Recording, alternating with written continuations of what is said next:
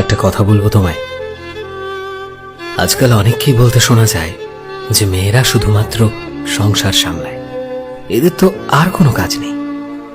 আজ আমি বলবো আজকের সমাজে মেয়েদের ভূমিকাটা ঠিক কি রকম। একটা মেয়ে নিজের সর্বস্বটা বদলে ফেলে, নিজের ছোট থেকে বড় হওয়া সেই ঘরটাকে ছেড়ে দেয়, নিজের পরিবারের আপন মানুষগুলোকে ছেড়ে সে শুধুমাত্র তোমার হাত ধরে একটা নতুন পরিবেশে আসে, যে সে তোমার সাথে সংসার করবে বলে।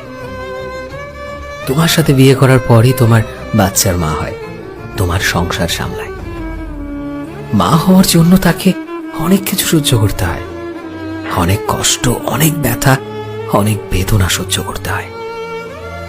মা হওয়ার সময় সে অসহ্য ব্যথা যন্ত্রণা সহ্য করে, সে প্রায় প্রাণ ত্যাগ করার মতো কষ্ট। এমন কষ্ট হয়তো তুমি সহ্য করতে পারবে না, কিন্তু তারা যে শিশুটিকে জন্ম দেয়, ভেবে দেখো, সে কিন্তু তোমার পরিচয়, অর্থাৎ নিজের বাবার পরিচয়েই বড় হয়। সে যতদিনই জীবিত থাকে শুধুমাত্র তোমার আর তোমার পরিবারের কথাই ভাবে। তোমার পরিবার আর তোমার জন্য খাবার বানানো, তোমার কঠিন সময়ে তোমার পাশে থাকা, তোমার মা বাবা তোমার সন্তানদের যত্ন করা, ভালোবাসা, তাদের স্নেহ দিয়ে আগলে রাখা, তোমার খারাপ সময় তোমাকে ভালো সাজেশন দেওয়া, তোমায় আরো মোটিভেট করা, যাতে তুমি নিজেকে আরো শক্ত করে সাজিয়ে তুলতে পারো।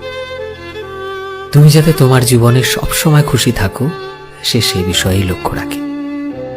তোমার আত্মীয় স্বজনকে নিজের ভাবে। আরো না জানি কত কি স্যাক্রিফাইস করতে হয় একটা মেয়েকে, শুধুমাত্র নিজের বেশিরভাগ সময়টা তোমার সাথে কাটাবে বলে। মেয়েদের অনেক সময় নিজেদের শখ আহ্লাদ, নিজেদের যত্ন ভুলে শুধুমাত্র তোমার ভালোটাই চায়। তারা শুধু এটাই চায় যে দিন শেষে অন্তত তুমি ভালো থাকো।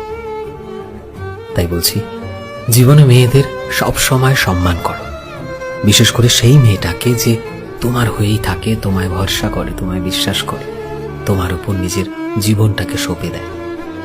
কারণ মেয়ে হওয়া অতটা সহজ ব্যাপার নয় বন্ধু।